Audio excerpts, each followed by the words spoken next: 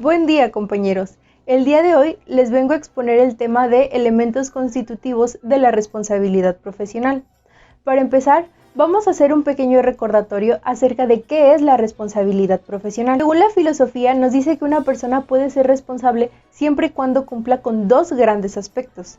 El primero es que puede ser libre y el segundo es que tiene una obligación. El hombre, al ser libre, realiza actos bajo su propia voluntad, pero también tiene la obligación de responder ante esos actos si es que se ha hecho daño a alguna persona, algún material o alguna cosa. Esta sería la definición de responsabilidad.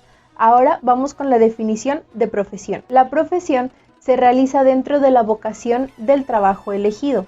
Cada persona escoge un área y se desempeña todos los días en ella. Esto juega un papel muy importante dentro de la sociedad, al igual que le sirve de medio de subsistencia y valora positivamente la economía de un país. Por lo tanto, podemos resumir que la responsabilidad profesional es la obligación de compensar o reparar los daños cometidos a una persona dentro del ejercicio de nuestra profesión. Entonces, tomando en cuenta todo esto, nosotros debemos de tener 4 aspectos bien claros para que la responsabilidad profesional pueda prosperar.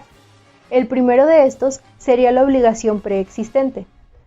Si no existiera esta, entonces el médico o el odontólogo no tendría ninguna obligación de responder si algo sale mal. Como todos sabemos, después de que salimos de la carrera o de la facultad, cada quien escoge especialidades diferentes. Sin embargo, todas estas tienen en común que antes de realizar algún tratamiento odontológico, nos tenemos que sentar junto con el paciente a tomarle sus datos y hacer que firme una carta de consentimiento informado, en donde el paciente acepta los riesgos de este tratamiento.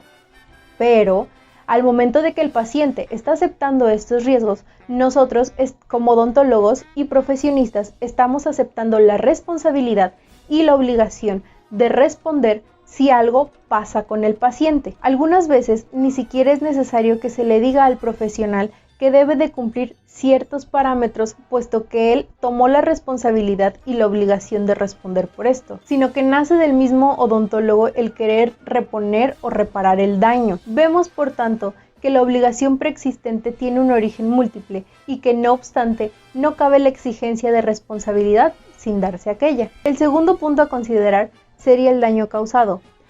Este también es un punto fundamental, pero podríamos correr con la suerte de no necesitar remunerar o reparar el daño causado, ya que normalmente este tipo de daños pasa por complicaciones en algunas enfermedades patológicas y el daño generalmente no es causado directamente al paciente, sino a terceros, como son los familiares o los hospitales. Normalmente en este tipo de casos hay dos polos totalmente opuestos. El primero es cuando el paciente tiene las manifestaciones clínicas enseguida de haber concluido el acto profesional, y el segundo puede pasar muchísimo tiempo después de haber concluido el acto profesional, por lo que normalmente ya no se le achaca, por así decirlo, al profesional de la salud. El tercer punto que debemos de considerar es la falta profesional. La comisión de una falta profesional es requisito imprescindible para que pueda prosperar la exigencia de responsabilidad. Aunque se puedan generar graves daños después de un tratamiento, si el odontólogo o el profesional de la salud actuó debidamente y siguiendo el protocolo al pie de la letra, no se le puede exigir realmente que tenga una responsabilidad por esos daños colaterales causados. Pero, si se quiere determinar si él ha sido el culpable de generar dichos daños, se debe de hacer una investigación únicamente con otro profesional que esté en ese mismo ámbito y que sepa perfectamente y al pie de la letra todos los protocolos a seguir. Y muchas veces esto puede llegar hasta los juzgados y se tendrían que hacer pruebas periciales para ver si realmente el odontólogo o el profesional de la salud fue culpable de dichos daños, y lleva muchísimo tiempo. El cuarto punto a considerar es la relación causa y efecto entre falta y daño. Para que un civil pueda exigirle a un profesional de la salud que se responsabilice acerca de los daños posteriores al tratamiento, primero se debe de tener bien clara la relación entre la falta cometida y el daño causado.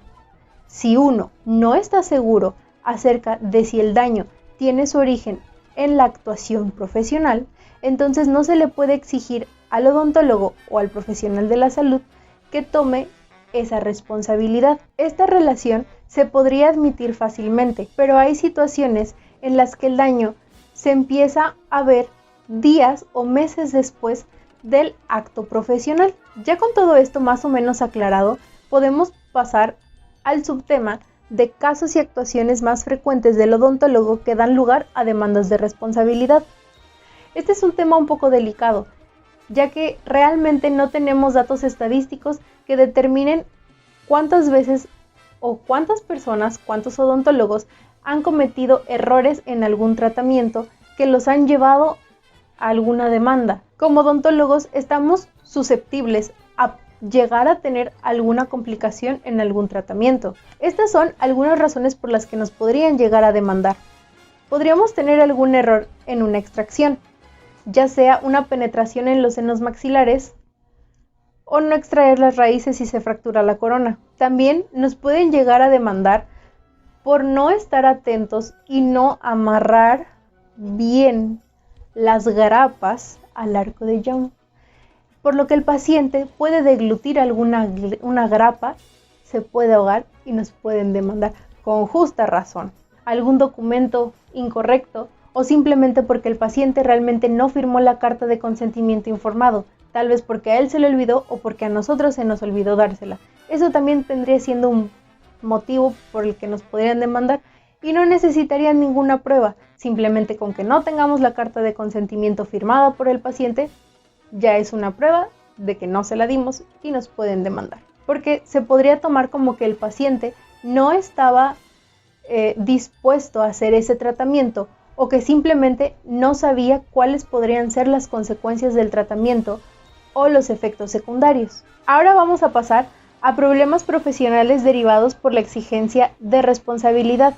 En la mayoría de las ocasiones, los pacientes que han sido afectados recurren directamente a la vía penal. En caso de que el odontólogo pueda llegar a ser condenado, no solamente tiene la vertiente penal, sino también la vertiente civil.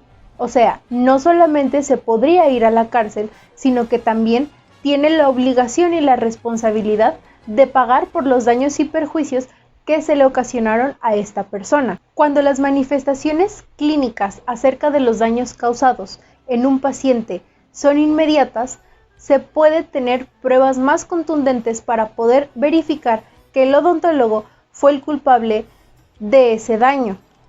Pero si las manifestaciones clínicas suceden muchísimo tiempo después, ya sea una semana, 2 semanas o un mes después del tratamiento, entonces queda la duda acerca de si realmente fue el odontólogo el que provocó ese daño o simplemente son efectos secundarios o alguna reacción de su cuerpo. Para poder evitar este tipo de problemas, los profesionales sanitarios o profesionales de la salud se suscriben a pólizas individuales con compañías de seguros, muchas veces con la intervención de algunos colegios profesionales, los cuales abarcan estos puntos.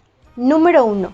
Los daños corporales a los pacientes a consecuencia de actos u omisiones, errores profesionales cometidos en los diagnósticos, prescripciones terapéuticas o en el curso del tratamiento o intervenciones quirúrgicas.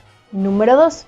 Daños corporales y materiales causados a sus clientes y a terceros, a consecuencia de actos u omisiones en el ejercicio de su actividad profesional con ocasión de visitas, consultas o tratamientos. Número 3. Los daños corporales a los pacientes a consecuencia de actos u omisiones y errores profesionales que sean cometidos por los ayudantes a su servicio. Pero dentro de esa póliza hay puntos que se excluyen, como son cualquier responsabilidad del tipo contractual, la derivada de daños indirectos o consecuenciales, los daños derivados de la cirugía estética, cuando el asegurado o las personas que deban responder civilmente ejercen una actividad para la cual no tienen la debida autorización legal, los daños ocasionados por productos farmacéuticos no aprobados por el Ministerio de Sanidad, así como aquellos productos en cuya elaboración haya colaborado el asegurado. Y por último, los derivados de la fusión y fisión nuclear o contaminación radioactiva como consecuencia del uso o manipulación de aparatos, ya sea como rayos X. Al momento de que un odontólogo contrata este tipo de pólizas,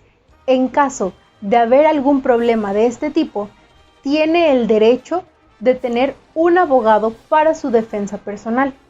Así como también, si llega a caer en la cárcel, la compañía de seguros está obligada a pagar la fianza del profesional de la salud. También se encargan de pagar por los daños y prejuicios causados a el paciente o a terceras personas. De verdad, eso fue lo que yo entendí personalmente de este tema. Se me hizo un tema bastante interesante, puesto que realmente jamás me había puesto a pensar acerca de cómo o por qué llegan a pasar este tipo de casos y en qué casos nos podrían llegar a denunciar. Es un tema bastante delicado, pero es un tema bastante interesante a la vez y me deja pensando que realmente debemos de tener muchísima responsabilidad al momento de hacer un tratamiento o al momento de elegir un tratamiento, porque también si nos equivocamos en el tipo de tratamiento que debemos de hacer y hacemos uno que no era, nos pueden llegar a demandar.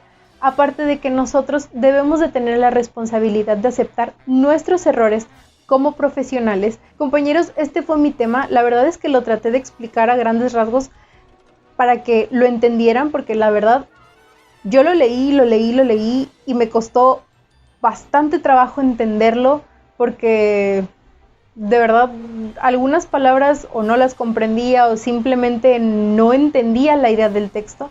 Pero de verdad espero que ustedes me hayan entendido muy bien y espero sobre todo que se hayan entretenido un rato. Yo quise hacer esta exposición tan normal, aburrida, no sé, con carteles o algo así, porque la verdad es que yo sé que hay algunos temas en los que nos cuesta mucho poner atención y la verdad es que quería amenizar un poco la exposición, así que de verdad espero que todos la hayan entendido, espero que se hayan entretenido un ratito y espero que estén muy bien en sus casitas, de verdad.